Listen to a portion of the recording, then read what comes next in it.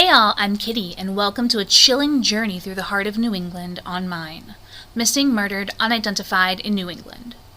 Join me as we delve deep into the enigmatic cases that have haunted the corners of Connecticut, Maine, Massachusetts, New Hampshire, Rhode Island, and Vermont.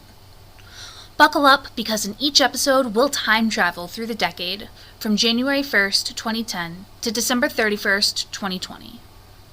Some stories will keep you on the edge of your seat for longer, while others will offer quick, tantalizing glimpses into these mysterious tales. The truth is, these cases often shroud themselves in secrecy, leaving us with only fragments to piece together.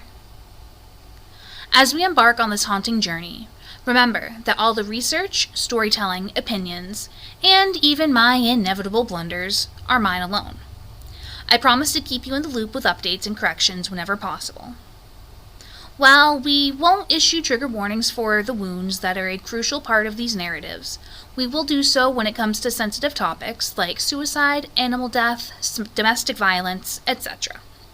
So stay tuned, stay curious, and let's uncover the untold stories of New England together. With that, please join me for June 2013. Trigger warning: suicide. June 6th, 2013. Jordan was not involved in drugs, not in gangs. Jordan Miller came from a poor family and was likely involved in illegal activities, carried guns, and used drugs to survive. Jordan was also a good kid, family-oriented, worked, went to school, took care of his younger brother and sister, and lived in a sparsely furnished apartment with his mom and siblings. Jordan was described as a quiet guy who recently started reading the Bible and was in the process of turning his life around, not working on Sundays and dedicating his life to something new. Jordan was shot at by 9 shots through his first-floor apartment at 633 Cummings Highway, Hyde Park, Massachusetts, by 3 shooters, who were witnessed fleeing the scene. Jordan was taken to Brigham and Women's Faulkner Hospital, where he died of his injuries on June 6th.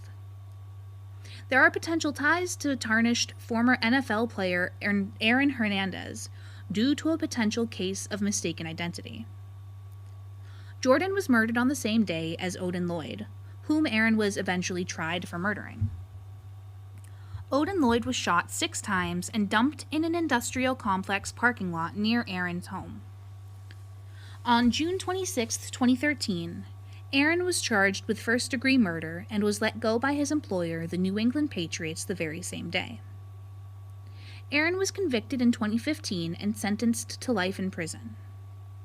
Aaron was charged with, but ultimately found not guilty of the murders of Daniel D'Abreu and Safiro Furtado in 2017 over a spilled drink. Aaron allegedly ran the Bloods gang from behind bars before he completed suicide in his prison cell in 2017. After Aaron completed suicide, Aaron's boyfriend/cellmate, Kyle Kennedy, said Aaron told him a crew of thugs was assembled in June 2013 to find Odin Lloyd and may have mistaken Jordan Miller for Odin, as they looked similar, ran in the same circles, and were known to hang out together, and may have been together in that same apartment that very fateful evening. If this story is true, and it was a case of mistaken identity, Aaron would be just as culpable to me as if he pulled the trigger himself. Circumstantial evidence points to Aaron Hernandez in this case. The Suffolk County District Attorney's Office said it was likely that Aaron was responsible for Jordan's murder. If you want more information regarding this case or the other murders that Aaron Hernandez was charged with, give the book Aaron Hernandez's Killing Field by Dylan Howard a read. If you have any information about this case, please call 1-800-494-TIPS. June 8th, 2013. Melvin Edward Lazo-Martinez is missing from Worcester, Mass. Melvin is classified as an endangered runaway. Melvin was born January 9th, 1996, and was 17 years old when he vanished on June 8th, 2013. Melvin was 5 foot 6 inches, 165 pounds, and walked with a limp at the time he disappeared due to a fractured ankle. Melvin is a Hispanic male with brown hair and brown eyes. It is likely that Melvin went missing on purpose, and that he is still missing on his own accord. Melvin may still be in the local area, or may have gone to New York City. Melvin may be with a female companion. No comparisons have been made. Please call 1-508-799-8606. June 15th, 2013.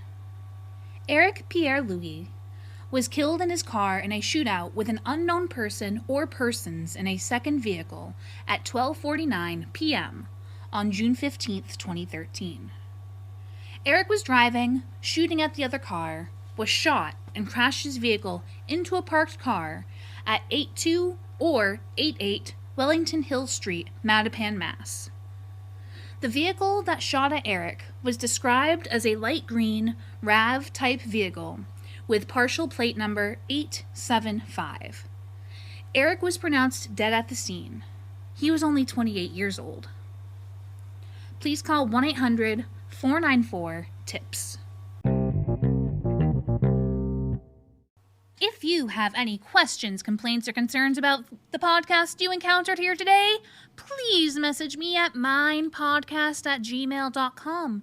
That's mine with 2 M's, 2 I's, 1 N, 1 E at gmail.com. And thank you so much for listening. Later, y'all.